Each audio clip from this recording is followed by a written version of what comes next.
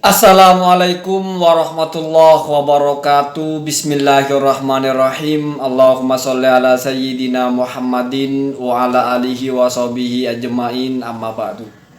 Ja'alana wa iyyakum min ahlil khairi was sa'ada fid din wad dunya wal akhirah. Amin Allahumma amin. Semoga Allah jadikan urusan kita di dunia ini, urusan pekerjaan, urusan keluarga, wabil khusus urusan ibadah, juga pengetahuan kita tentang agama ini, Allah berikan peningkatan kepada yang lebih baik setiap saat, setiap waktu. Dan nanti di akhirat kita bisa menjadi orang-orang yang beruntung, masuk surga, selamat dari siksa neraka. Amin Allahumma amin. Saya kira semuanya pasti sepakat dengan doa ini. Ada beberapa orang yang meminta saya untuk memberikan tanggapan tentang apakah apabila ada seorang syarifah menikah dengan ahwal, kalau bahasa mereka itu. Artinya yang nun sayyid atau nun sarif, lalu itu dianggap sebuah perzinahan. Saya kira ini ungkapan yang tidak masuk akal. Karena yang namanya menikah kok bisa disebut perzinahan. Saya tidak perlu terlalu dalam membahas ini karena sudah menjadi pengetahuan yang kalau kamu belajar fikih dasar-dasar saja. Dasar-dasar itu maksudnya ya kamu belajar. Insya Allah kamu sudah paham bahwa dalam pernikahan itu ada namanya kafa'ah. Kafa'ah itu kesetaraan. Artinya di sini adalah laki-laki minimal harus setara dengan perempuannya, tidak boleh di bawahnya.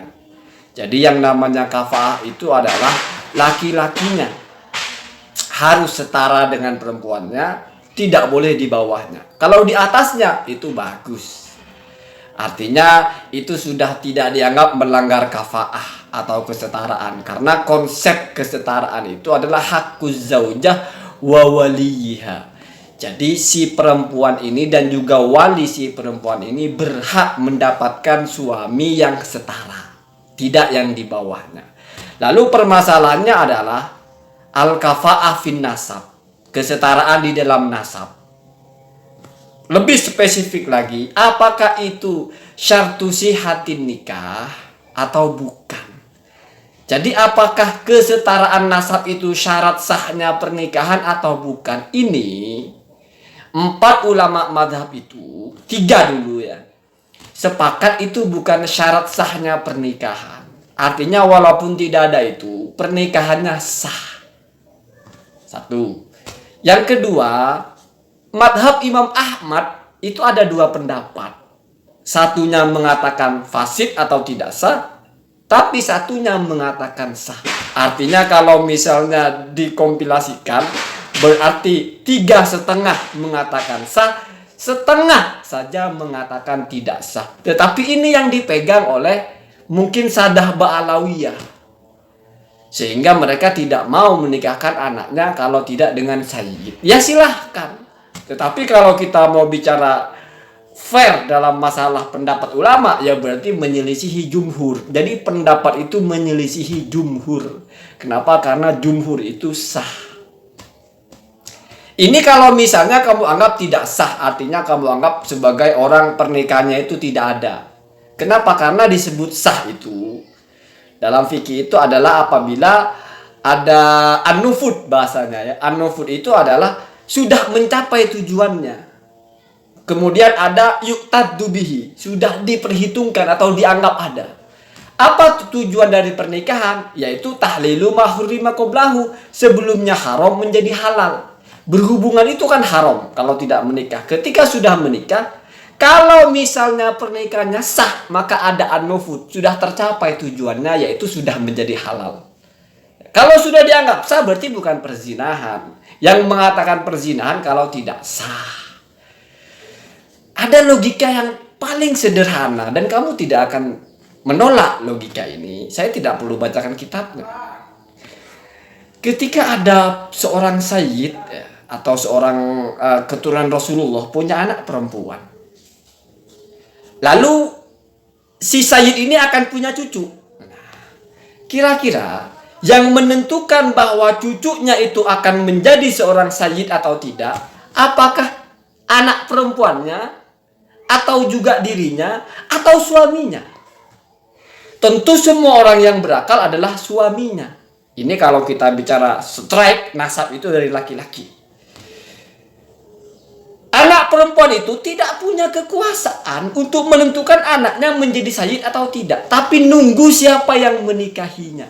Nah, makanya kalau misalnya menikah dengan bukan sayyid, walaupun dirinya syarifah, anaknya bukan sayyid.